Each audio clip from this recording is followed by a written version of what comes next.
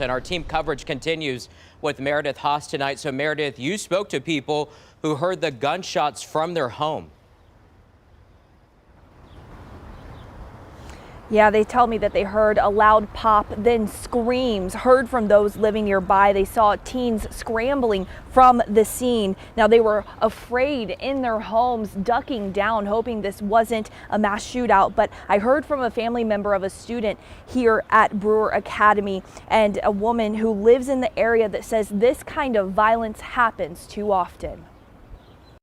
When I saw them was on the stomach, and then when they picked them over, flipped them, you could see it all coming out. And then he saw a group of kids, and then I hear he's heard like a pop. He looked, and all the kids ran away that were right behind him. I see all the kids running and scattering from that street or right here, and they're always shooting their guns, and nothing ever been done. It's the teens, and when I tell the cops about it, they're like, oh, if they're from that side over there or whatever, yeah, they're no good.